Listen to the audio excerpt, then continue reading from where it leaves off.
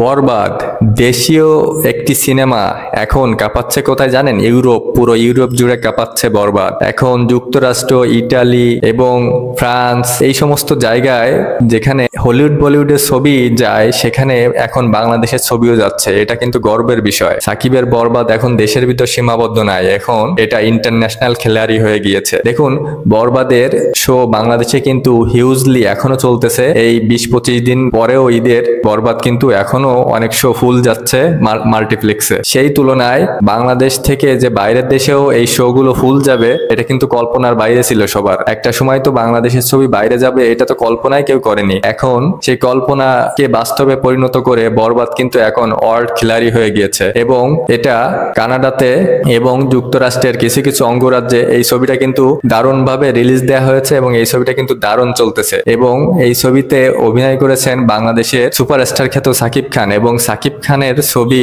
যে এভাবে world wide সবাই লোকজন দেখবে এটা কিন্তু একসময় কেউ কল্পনাও করেনি। এবং এখন 2025-এ এসে বরবাদ দেখিয়ে দিল যে তারা কত বড় মাপের ছবি করেছে। এবং এটা বাংলাদেশ কেন, বাইরের দেশের যারা যারা বাংলাদেশি প্রবাসী থেকে শুরু করে বাইরের দেশের লোকজন তারা কিন্তু টিকিট কেটে হাউসফুল করে ছবিটি দেখছে। এবং এতে করে কিন্তু বাংলাদেশে আপনার ডলারটা, সেই ডলারটা কিন্তু বাংলাদেশের খাতায় আসবে এবং এতে করে প্রযোজক থেকে পরিচালক এবং সবাই কিন্তু উপকৃত হবে। তো সবকিছু মিলে সাকিবের জন্য শুভকামনা এবং সাকিবের খুব তাড়াতাড়ি ঈদুল আজহাতে তাণ্ডব আসতেছে। আশা করি তাণ্ডব আরো বড় খেলারি হবে এবং সেটাও ওয়ার্ল্ড ওয়াইড ভাইরাল হবে। এবং সাকিবের বরবাদ যেহেতু এত এই পর্যন্ত গেছে, আশা করি এর পরবর্তীতে ছবি আরো উপরে পর্যায়ে যাবে এবং একটা সময় বাংলাদেশের ছবি সমস্ত বিশ্বে দেখবে। এবং সাকিবের এই ছবিটা দুর্দান্ত ভাবে সমস্ত কিছু ডিজাইন থেকে শুরু করে সমস্ত আর্টিস্ট থেকে শুরু করে দারুণ কিছু কাজ করেছে এই ছবিতে। তো অবশ্যই আপনি দেখেছেন কিনা বরবাদ অবশ্যই কমেন্টে জানাবেন এবং না দেখে থাকলে অবশ্যই দেখবেন। এবং